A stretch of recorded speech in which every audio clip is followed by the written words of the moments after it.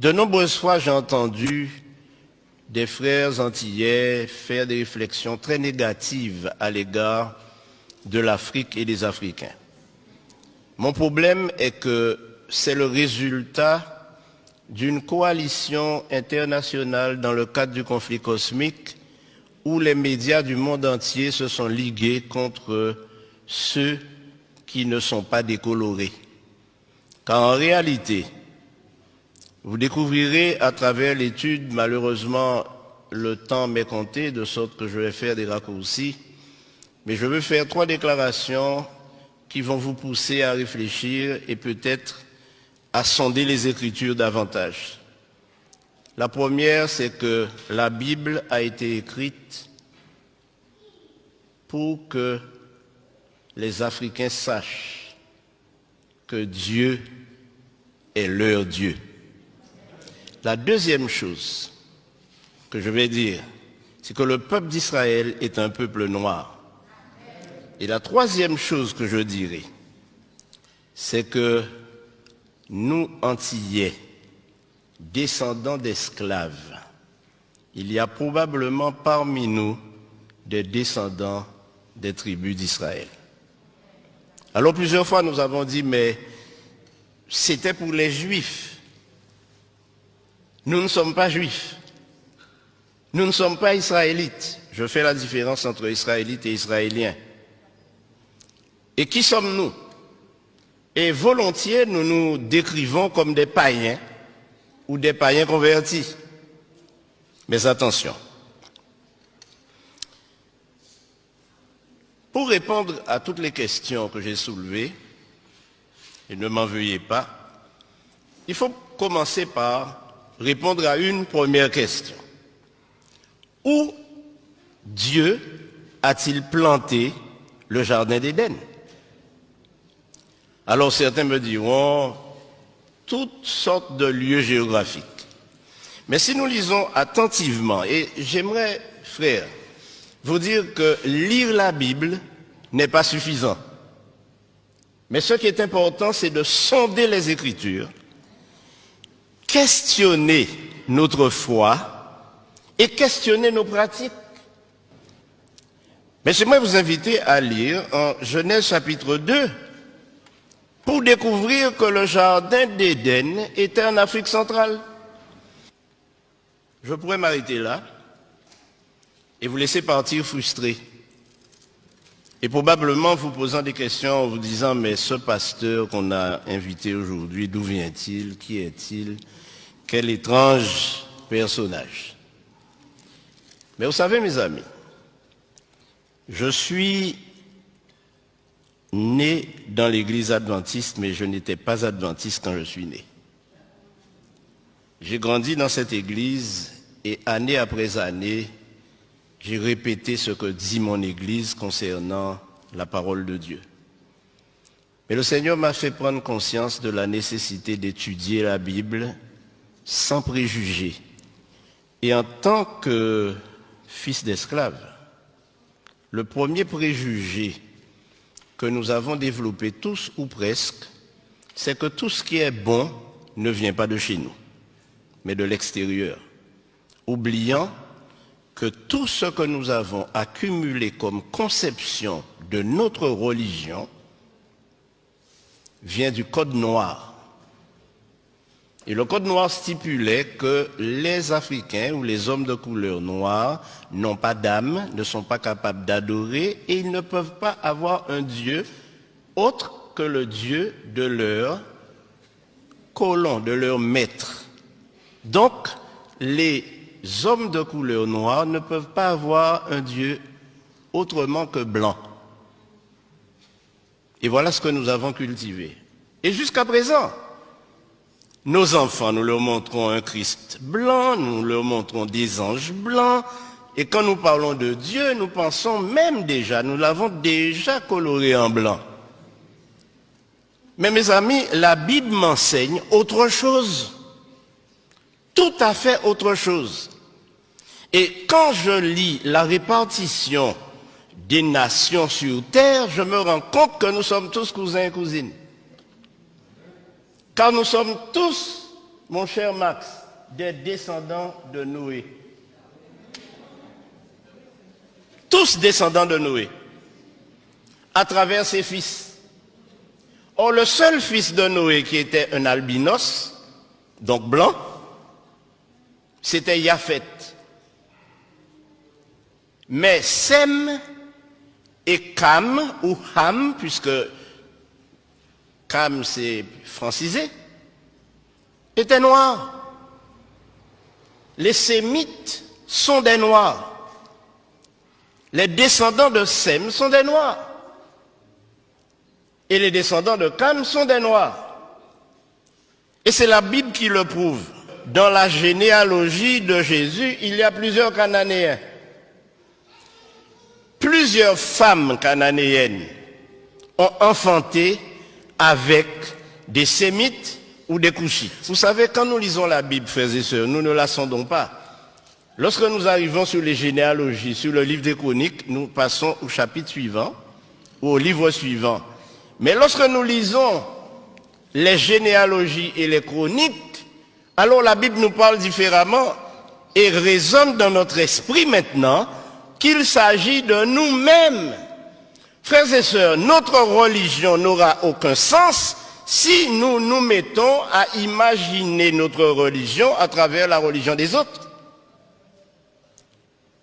Dieu ne nous a pas été prêté par les Blancs, puisque Dieu est le Dieu des Noirs. Nous ne pouvons pas prétendre suivre une religion que nous avons reçue de ceux qui nous ont évangélisés. D'ailleurs, ceux qui nous ont évangélisés, ils ont commencé par nous tuer lorsque nous n'acceptions pas leur religion.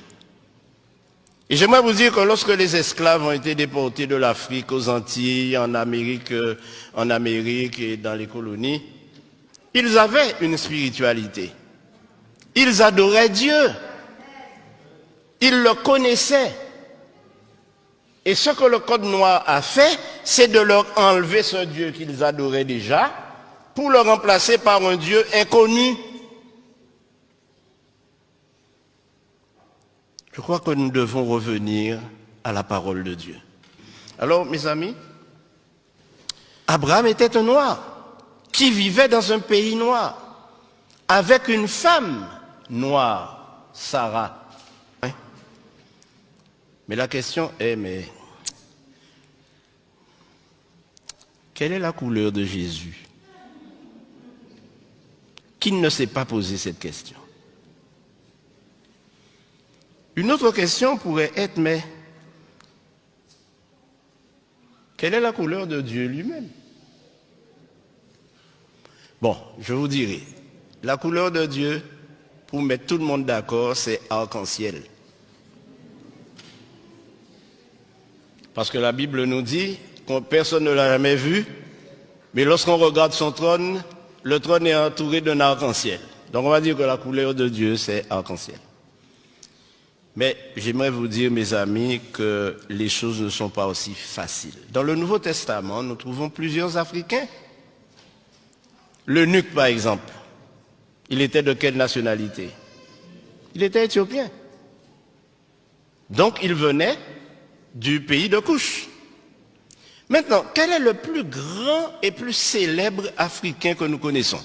Le plus grand et plus célèbre, plus fameux Africain que je connais, c'est Moïse, né en Égypte. Il est né en Égypte. C'est un Africain, Moïse.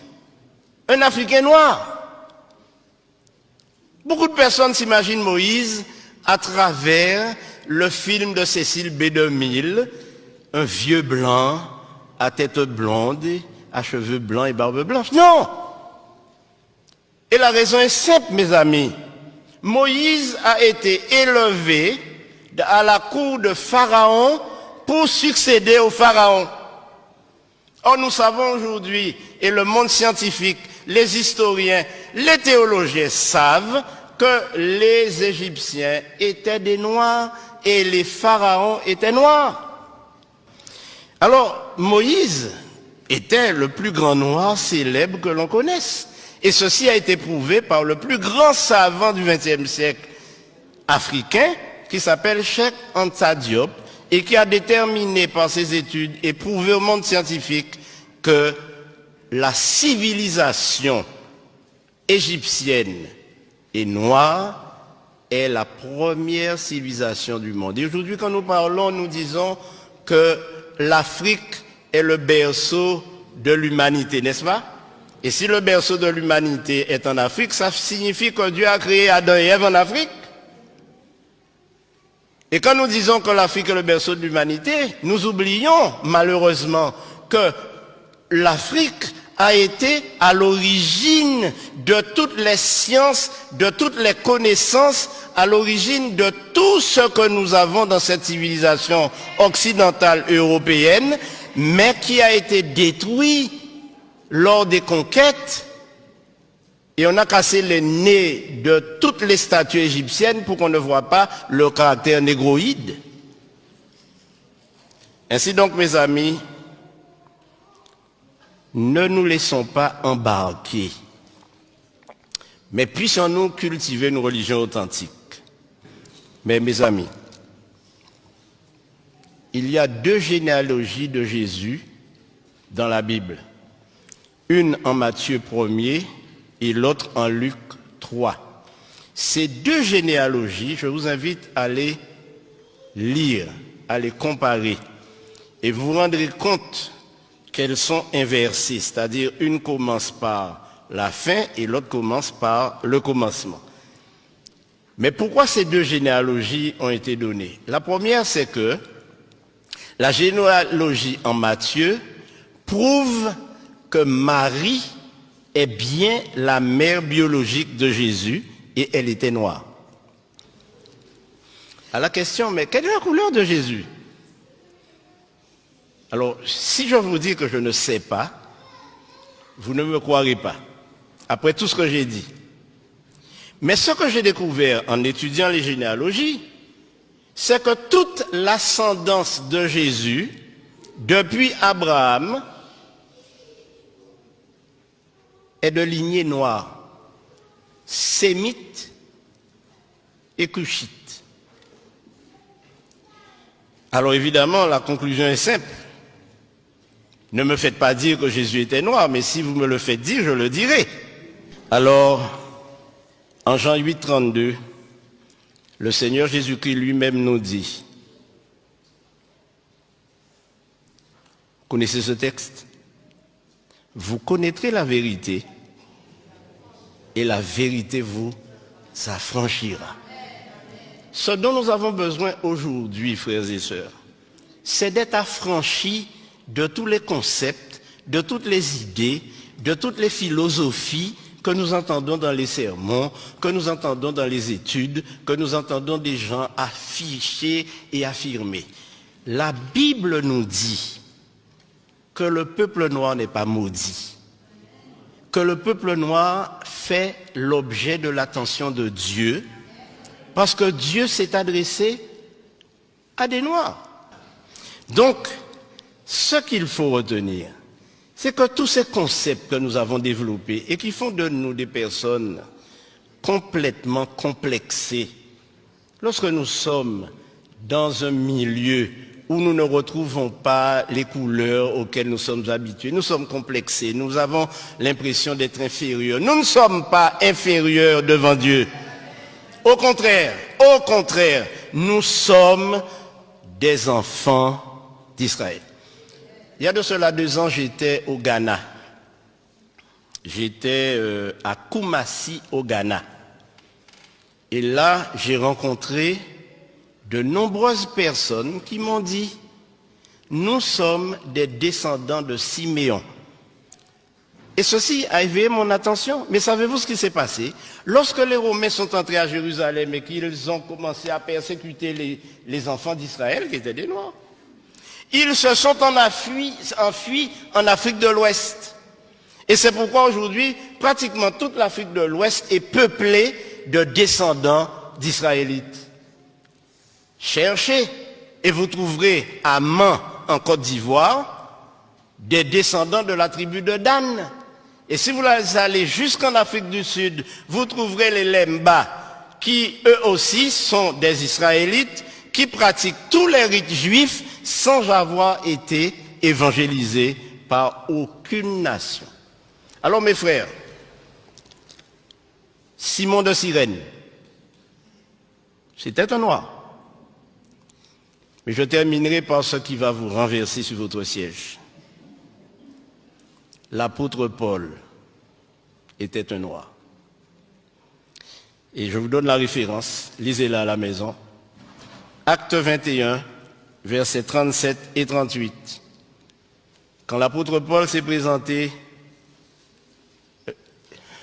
on lui a posé la question, mais n'es-tu pas cet Égyptien qui soulève des foules? S'il était pris pour un Égyptien, Paul n'était rien d'autre qu'un nègre marron.